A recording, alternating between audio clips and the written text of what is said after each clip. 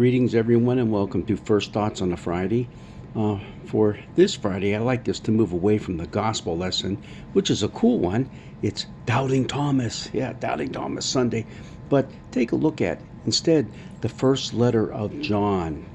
There are 3 letters in the New Testament that are attributed to John, but most likely it wasn't him that wrote these letters because they were second century stuff.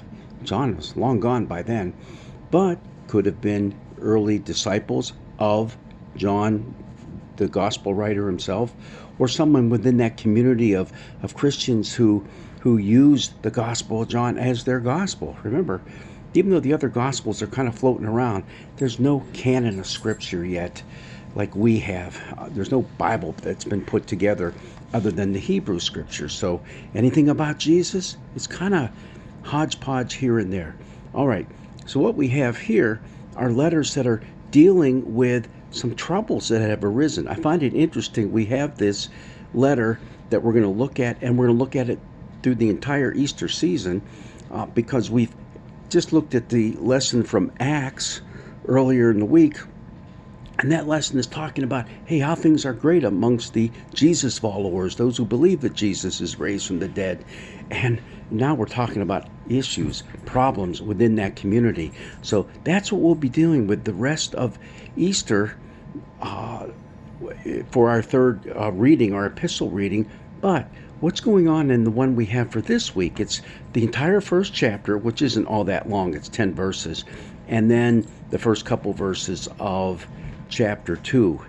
And what it's dealing with is the problems that the people are having.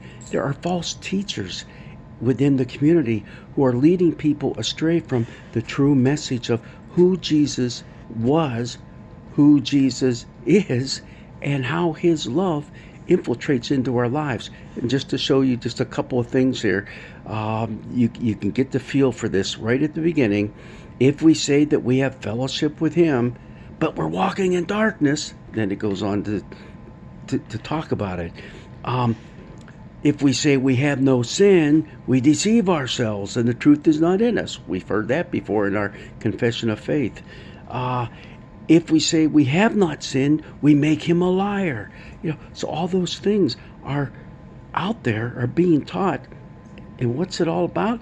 It's about a doctrine called Docetism that's creeping into the early Jesus followers. Docetism meaning, well, let me tell you, it's like a forerunner of Gnosticism that was a Greek thought. And the thought is everything that's spirit about us is good, but everything that's physical about us is evil. So Jesus, who was perfect, couldn't possibly have been flesh and blood because that's evil. No, so he only appeared to be human. That's Docetism, and that's a thing that goes against our beliefs of bodily resurrection. And that's why he began this section, his letter, with this: we declare to you what was from the beginning, what we have heard, what we've seen with our own eyes, and what we have touched with our hands. Hey, that's going to be the gospel lesson right there. Thomas, Thomas, reach out and touch my hands. Did Thomas do that? No, he didn't have to. He said, I believe you are the Christ, the Son of the living God. And you know that Thomas's confession is the only confession of Jesus' divinity in the Gospel of John. Keep that in mind when we get to reading that this coming Sunday. All right, well, God's blessings be with you on this cold, wet, and snowy Friday. Hey, and let's look forward to a nice, warm, and sunny, hopefully where you are too, day to watch the eclipse on Monday. God's blessings be with you.